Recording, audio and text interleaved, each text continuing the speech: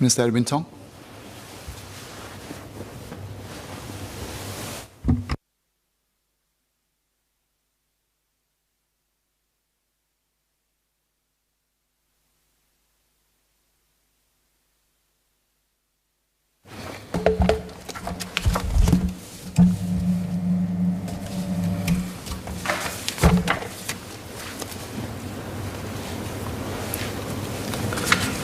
Mr. Speaker, I thank members who spoke in support of the bill from both sides of the House.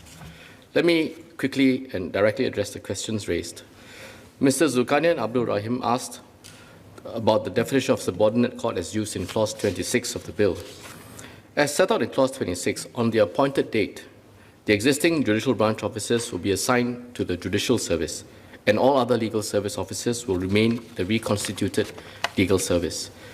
A judicial branch officer is defined as an officer holding a post in a Supreme Court or a subordinate court immediately before the date of the commencement of the Act.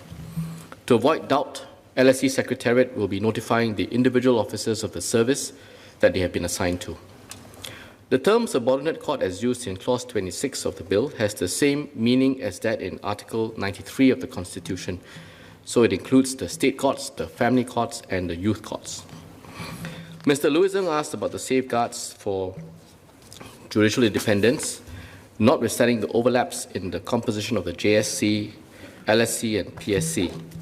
I think he refers to the overlap in question, which is the chairman of the PSC. On Chairman PSC's presence on both the JSC and the LSC, Mr. Ng might be interested to know that, in fact, the 1959 Constitution, which I referred to earlier, which first established the LSC, already provided for the Chairman PSC to be an ex-officio member of the LSC, and that has since remained unchanged. So we're simply using that, and Chairman PSC remains now on both of the two commissions post-split. Mr. Speaker, there is good reason for this. It has allowed the LSC to draw from the best practices, particularly from a HR perspective of the PSC, while the commissions remain separate and independent. So this will continue after the restructuring. The JSC and the LSC can draw on Chairman PSC's experience and expertise, whilst the various commissions remain separate and independent. There's no question of Chairman PSC's ability to act independently. He is himself appointed by the President in her discretion, acting on the advice of the Prime Minister. And there are constitutional safeguards which I outlined earlier to secure his independence. Mr. Ng also mentioned that Chairman PSC nominates up to 2 members each on the JSC and the LSC. Again, as I said in my opening speech, this is something that has already been in place since the 1959 Constitution, although prior to 2007, Chairman PSC could nominate 2 members of the PSC directly to the LSC. Whereas today, the Chairman PSC advises the President on the appointment of up to 2 members, and the President has the discretion to veto such nominations. That structure remains today in the bill. And in fact, just to be complete, this is on the same footing as the Chief Justice and the Prime Minister. Their nominees is also subject to the President's veto. Even if, for the sake of argument, one were to accept that there's some risk that the Chairman PSC would not act independently, this concern is premised on the notion that Chairman PSC's nominees will somehow be unable to act independently as well. But Mr. Ng will be assured to know that the appointments of both JSC and LSC members, including Chairman PSC's nominees, will be made by the President acting in her discretion. She discharges her duties with a direct mandate from the electorate. The eligibility criteria for JSC and LSC members are also set out in the Constitution and designed to make sure that members have no formal political links. Just for members' information, Article 111K sets out the qualifications and 111L sets out the disqualifications. In addition, all JSC and LSC members must take an oath of office, and it will be an offence for any member to disclose any information in connection with any matter referred to the Commission. Mr. Ng asked if there are limits on the reappointment of the JSC and LSC members, and if not, the reasons for not limiting the number of reappointments that a member can hold on the JSC and LSC. The short answer to Mr. Ng is no. There are no limits on the reappointment of JSC and LSC members. Whilst we understand Mr. Ng's concerns about leadership renewal and organizational change, We must also at the same time be realistic about the pool of candidates that are suitable and also willing to serve on these commissions. Candidates must be suitably qualified. I set out earlier on the articles that prescribe the criteria, and sufficiently senior with experience, and for those from the private sector especially, must be willing to devote time and energy to public service. We want the best people to sit on both commissions. Given our small size, this pool is not large. It is not feasible to impose strict time limits on reappointments, which would not lead to best results for both commissions. Next, let me touch on secondments and transfers. Both Mr. Lim Biao Chuan and Mr. Vikram Nair spoke on the benefits of secondments in providing breadth of exposure for officers. Mr. Lim asked for confirmation that such secondments would continue. Mr. Nair asked if secondments would be more difficult after restructuring, since there are different commissions governing the officers, and whether there's a risk that if an officer remains in one branch, they would not get a broader perspective that will help them to perform their functions better. In the same vein, Mr. Zulkarnain made a number of proposals on secondments for exposure. Mr. Zulkarnain in particular asked if permanent transfers will be available where necessary to meet manpower needs, and if the possibility for suitable JOs to second to the Sharia Court can be retained. I welcome Mr. Lim's, Mr. Nair's and Mr. Zulkarnain's points. The goal of the restructuring is to better support the training and development of officers in the judicial service and the legal service. This overall objective has not changed. We want to provide the best development opportunities for officers.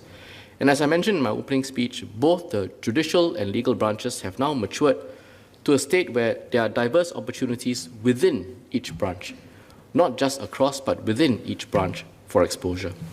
Nevertheless, as I mentioned earlier, secondments will continue to be made available under a framework to be discussed and agreed upon by both commissions. With the restructuring, I expect that the two commissions will explore even more innovative ways of enhancing development of both legal and judicial officers, legal and judicial service officers. In this regard, I am sure that the commissions will take very seriously the various proposals and suggestions that members have put forward. Mr. Pillay and Mr. Ng touched on talent attraction and talent diversification in their speeches, respectively. Mr. Pillay asked how the reconstituted LSE plans to attract and retain its fair share of top talent with the right set of values after restructuring. Those are perennial problems, not just today, previously, but also in the private sector. Mr. Ng queried if there are plans to diversify the talent pool of judicial officers within the JSC. First, let me thank Mr. Pillay's impassioned speech and his recognition of the impactful work undertaken by the LSOs in the past year and a half, at least. It has been a challenging period, and as Mr. Pillay illustrated with various examples, but the officers, I think we can agree, have delivered far beyond expectations. The plans going forward are matters for the new commissions when they are constituted, and that's precisely why they're set up with the respective personnel boards. Nevertheless, I'm sure that both Chief Justice and the AG, as the future presidents of the two commissions, share Mr. Pillay's concerns that both their services must continue to attract the right legal talent with a heart for service, a care for Singapore in their respective domains. I think Mr. Dennis Tan also raised his point, and what I've just said will also answer the query he had raised. I should also add to Mr. Tan's question that the intent is not to have the Chief Justice nominated to the LSC or for the AG to be nominated to the JSC. That would not be compatible with the spirit of the amendments that we are proposing. The issue of talent diversification, to come back to this point, that I think Mr. Ng also raised, and more importantly, ensuring that we have the right people with the relevant skill sets and also temperament for the bench, will undoubtedly be on the forefront of the minds of the JSC. I earlier mentioned in my speech how both the judicial and legal branches have been taking measures to deepen specialization within their own skill sets. They will continue to build on these efforts after the restructuring. With the restructuring, the two commissions will have the flexibility to also develop their own unique value proposition in terms of breadth of exposure for their officers, talent development, opportunities for career progression, recruitment, and so on. And as I said earlier, the competition is not just within service. It's how do we attract the best talent given that we have developed the legal industry, the legal landscape in Singapore to an extent where the top talent does exist in Singapore. But I'm confident that the two commissions will be able to chart the way forward for the respective services as we enter in this next stage of institution building. On this note, Mr. Tan, Dennis Tan asked about case loads. Mr. Lim Biao Chuan also cited some figures. They are getting more complex, the cases, more, not just more, but also more complicated. But the officers have worked very hard, and just to give members a sense, between 2018 and 2020, the state courts and family justice courts collectively dealt with an average caseload of more than 292,000 cases each year. And what's also commendable is that in these 3 years at least, they have consistently achieved a total case clearance rate of more than 100% each year, which means that the number of cases they clear exceeds the number of new cases that are filed each year. So they're progressively clearing a backlog and making sure that cases are disposed of more expeditiously. I can't speak for manpower needs moving forward, but certainly this demonstrates that officers have been working hard to ensure that justice is not just served correctly, but served expeditiously as well. Let me touch on some questions raised by members on the opportunities for cross-learning and collaboration. Mr. Zulkarnain mentioned that ensuring opportunities for cross-learning between the two services and that the Singapore Judicial College could be involved. We thank him for these suggestions. We agree that the services must continue sharing knowledge and best practices even after the restructuring. And we will pass this feedback on to the two commissions. Last couple of queries. Mr. Dennis Tan asked about career development after the split of the two commissions. The commissions will study and consider, but I can say to Mr. Tan that their focus will be what works best for Singapore, how best to attract and retain talent, and how best to develop their respective officers, as I mentioned earlier. Mr. Lim Biao Chuan asked about the secondments. I mentioned that in the two articles, 111F and N, and the framework here is to jointly develop a framework for cross-commission secondments. Members might also wish to know that after the adjournment motion by Mr. Pillay, there were town halls held by the work group. There was a work group that was set up, and there were at least 5 town halls, significant engagement with legal service officers, and they expressed a desire for secondments to continue to allow them to be seconded so that they can, as Mr. Lim puts it, gain a far wider breadth of experience so that this will come to bear positively in the discharge of their services.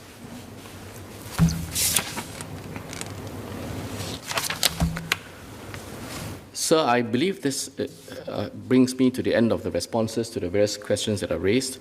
I have touched on, I think, almost all of these queries. With that, sir, I beg to move. Clarifications, please. Mr. Murali Pillay.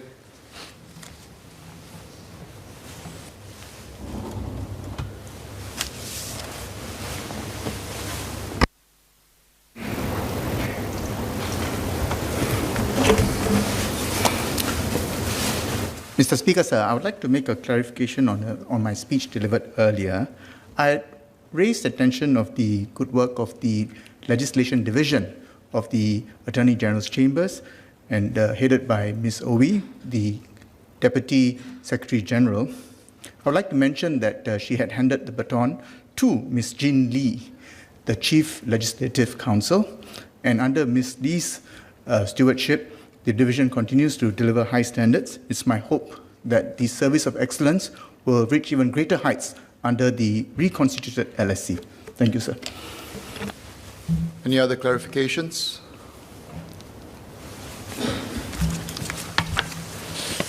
The question is that the bill be now read a second time. Pursuant to Article 5(2) of the Constitution, a vote is taken to ascertain that the second reading of the bill is supported by the votes of not less than 2/3 of the total number of elected and non-constituency MPs, which is 64 members. Clerk, ring the division bells.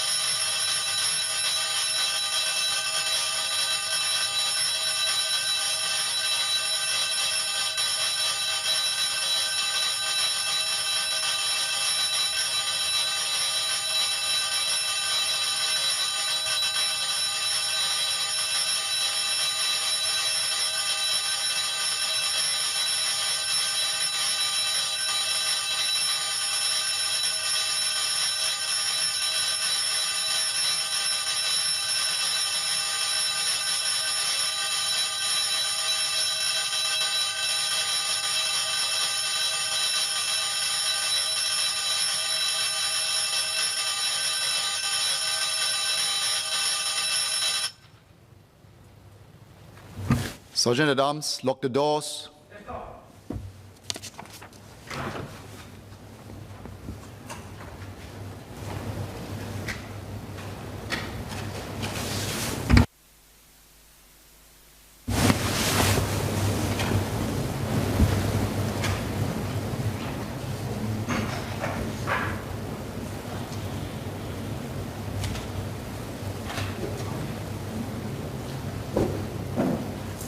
Speakers up. The doors are locked up.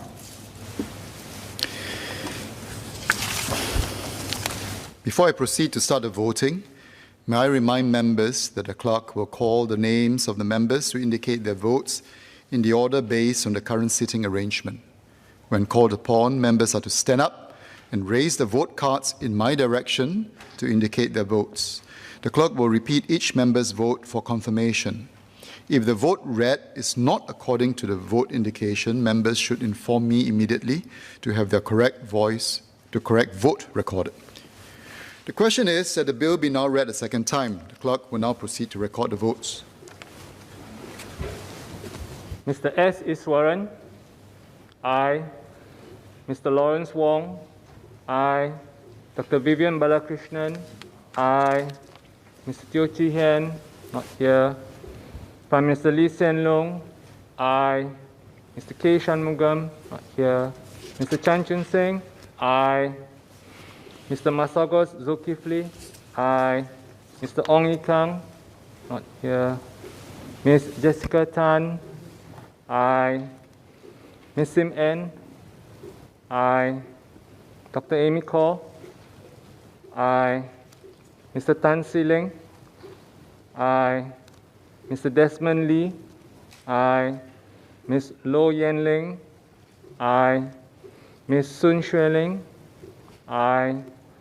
Ms. Gan Xiao Huang, aye.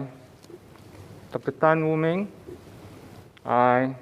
Ms. Tin Pei Ling, aye. Mr. Liang Eng Hua, aye. Ms. Rahayu Mazam, aye. Mr. Tan Kiat Hao, aye. Mr. Bayam King, aye. Mr. Eric Chua, aye. Mr. Murali Pillay, aye. Mr. Sito Yipin, aye. Mr. Lim Biao Chuan, aye. Mr. Darrell David, aye. Ms. Joan Pereira, aye. Mr. Louis Ng, aye. Ms. Cheryl Chan, aye. Ms. Indrani Raja, aye. Mr. Gan Kim Yong, aye. Mr. Heng Swee Keat, aye. Mr. Pritam Singh, aye. Mr. Taman Shanmugaratnam, aye. Dr. Ng Eng Hen, not here. Ms. Grace Fu, aye. Mrs. Josephine Teo, aye. Mr. Christopher D'Souza, aye. Mr. Chi Hong Tat, aye. Dr. Koh Po Kun, aye. Dr. Muhammad Maliki, not here. Mr. Edwin Tong, aye. Mr. Zaki Muhammad, aye. Mr. Heng Chi Hao, aye. Dr. Jana Putucherry, aye. Mr. Desmond Chu, aye. Mr. Muhammad Faisal Abdul Manap, aye. Ms. Denise Pua, aye. Mr. Desmond Tan, not here. Associate Professor Dr. Muhammad Faisal Ibrahim, aye. Mr. Elvin Tan, aye. Mr. Sia Kian Peng, not here. Mr. Alex Yam, aye. Mr. Vikram Nair, aye. Mr. Patrick Tay, aye. Dr. Lim Wee Kiak, aye. Mr. Saktiani Supaat, aye. Ms. Herting Ru, aye. Mr. Louis Chua, aye. Ms. Haney So, aye. Dr. Wan Rizal, aye. Mr. Derek Goh, aye. Mr. Ang Wei Neng, aye. Mr. Dennis Tan, aye. Mr. Muhammad Fahmi, aye. Mr. Melvin Yong, aye. Mr. Zulkarnain, aye. Ms. Carrie Tan, aye. Ms. Ng Ling Ling, aye. Ms. Mariam Jaffa, aye. Mr. Sean Huang, aye. Ms. Po Li San, aye. Ms. Yo Wan Ling, aye. Mr. Xie Yao Chuan, aye. Mr. Edward Chia, aye. Mr. Shara Taha, aye. Ms. Raisa Khan, aye. Mr. Leon Pereira, aye. Mr. Henry Kwek, aye. Ms. Cheng Li Hui, aye. Ms. Sylvia Lim, aye. Mr. Gan Tian Po, aye. Ms. Fumi Ha, not here. Mr. Chong Ki Hyong, aye. Mr. Gerald Giam, aye. Ms. Rachel Ong, aye. Ms. Nadia Samdin, aye. Mr. Yip Hon Wing, aye. Mr. Don Wee, aye. Associate Professor James Lim, aye. Ms. Hazel Pua, not here. Mr. Leong Man Wai, not here. Mr. Speaker, aye.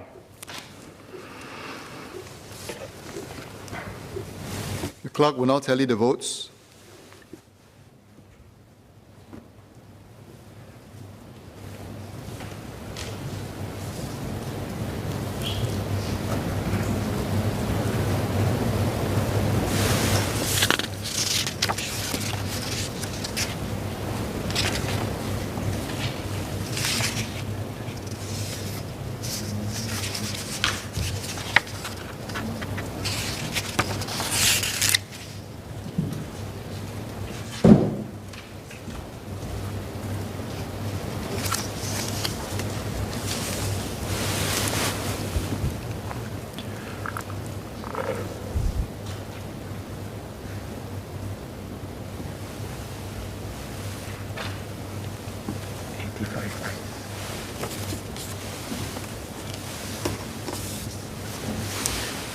I will now proceed to declare the voting results. There are 85 ayes, 0 noes, and 0 abstentions. The second reading of the bill has been carried by the votes of not less than 2/3 of the total number of elected and non-constituency MPs.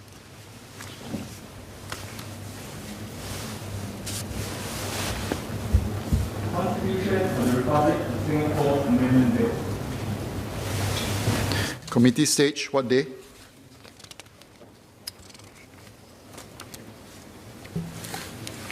Now, sir, I beg to move that Parliament will immediately resolve itself into a committee on the bill. The question is that Parliament will immediately resolve itself into a committee on the bill. As many as of the opinion say aye. Aye. To the contrary, say no. I think the ayes have it. The ayes have it.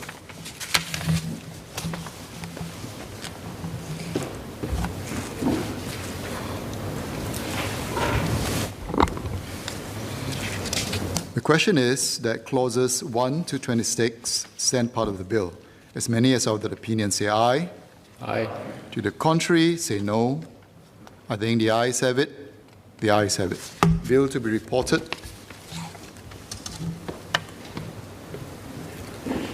Minister for Law. Mr. Speaker, I beg to report that the bill has been considered in committee and agreed to without amendments. Third reading, what day? Now, sir, I beg to move that the bill be now read a third time. The question is that the bill be now read a third time.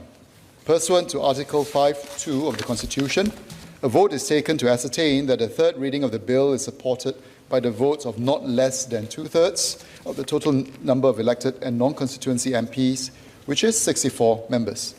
Clerk, ring the division bells.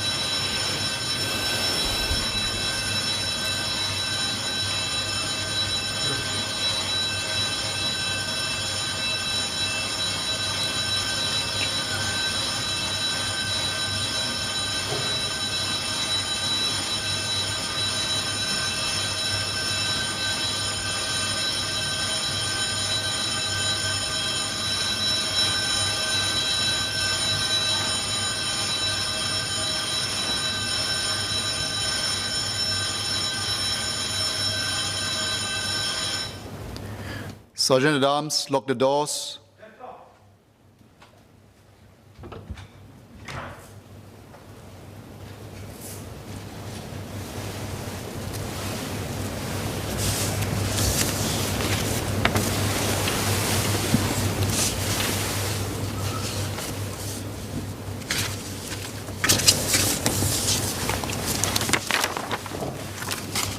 Mr. Speaker, the doors are locked up. The question is that the bill be now read a third time. The clerk will now proceed to record the votes. Mr. S. Iswaran. Aye. Mr. Lawrence Wong. Aye. Dr. Vivian Balakrishnan. Aye. Mr. Teo Chee Hean. Not here. Prime Minister Lee Hsien Loong. Aye. Mr. K. Shanmugam. Not here. Mr. Chan Chun Sing. Aye. Mr. Masagos Zulkifli. Aye. Mr. Ong Yi Kang. Not here. Ms. Jessica Tan. Aye. Ms. Sim N. Aye. Dr. Amy Kaur. Aye.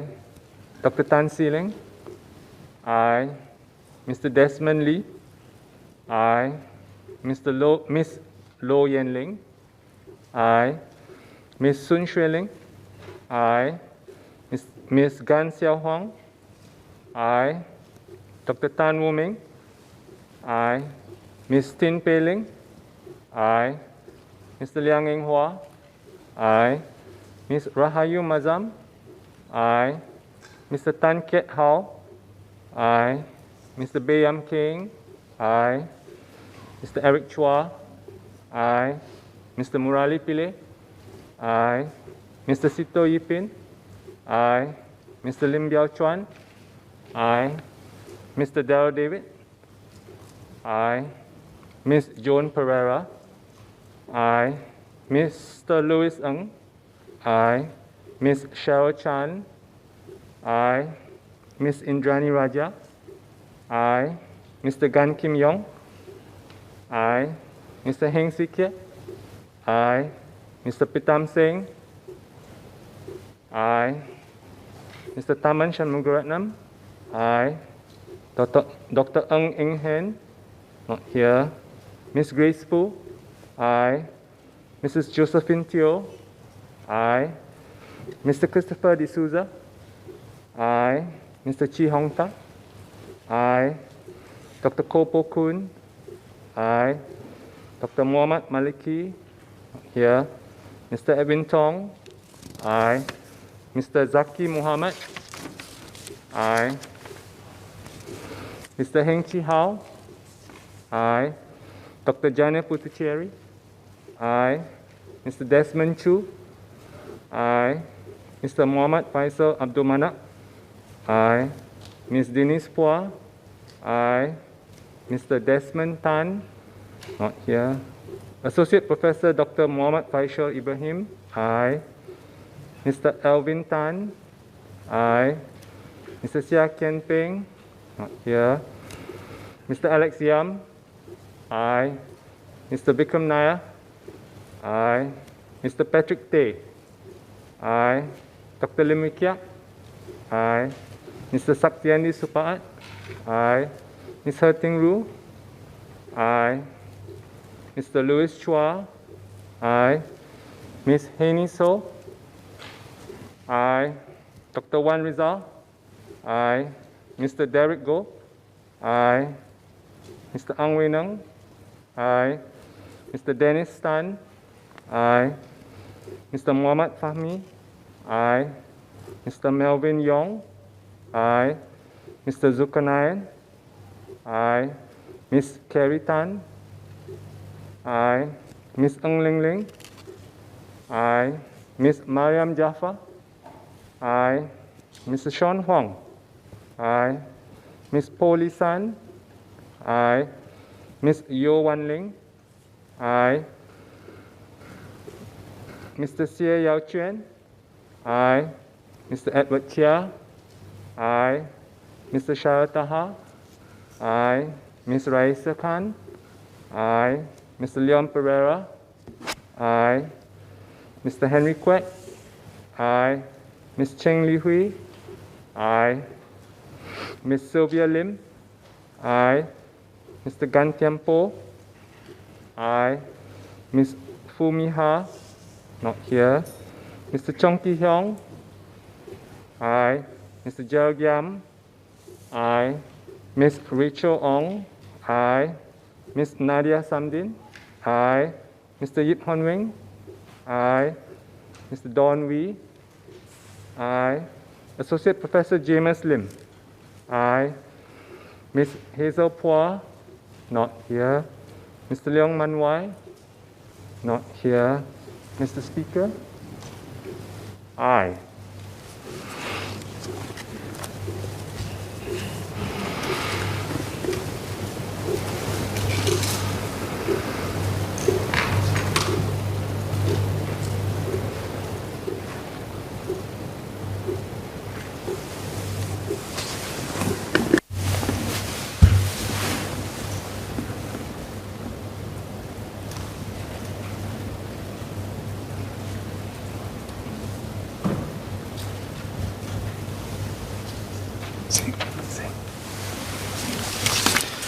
I will now proceed to declare the voting results. There are 85 ayes, 0 noes, 0 abstentions. The third reading of the bill has been carried by the votes of not less than 2/3 of the total number of elected and non-constituency MPs. Constitution of the Republic of Singapore Amendment Bill. Item 3, Judicial Service Miscellaneous Amendments Bill, second reading. Minister for Law. Mr. Speaker, I beg to move that the bill be now read a second time. I had outlined the reasons for the amendments to this bill earlier in my speech. The question is that the bill be now read a second time. As many as of the opinion say aye. Aye. To the contrary, say no. I think the ayes have it. The ayes have it. Judicial Service Miscellaneous Amendments Bill. Committee stage, what day? Now, sir, I beg to move that Parliament will immediately resolve itself into a committee on the bill. The question is that Parliament will immediately resolve itself into a committee on the bill. As many as of the opinion say aye. Aye. To the contrary, say no. I think the ayes have it. The ayes have it.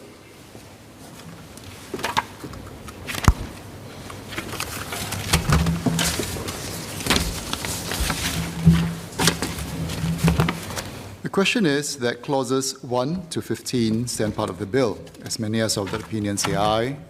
Aye. To the contrary, say no. I think the ayes have it. The ayes have it. Bill to be reported.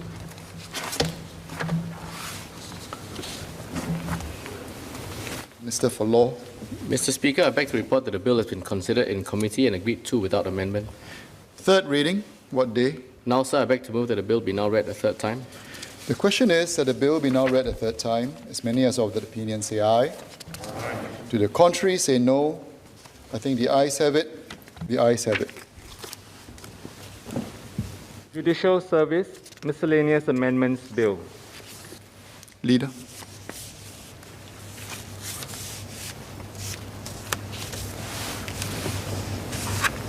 Mr. Speaker, I beg to move that at its rising today, Parliament do stand adjourned to a date to be fixed. The question is that at its rising today, Parliament do stand adjourned to a date to be fixed. As many as of the opinion say aye. Aye. To the contrary, say no. I think the ayes have it. The ayes have it. Mr. Speaker, I beg to move that Parliament do now adjourn. The question is that Parliament do now adjourn.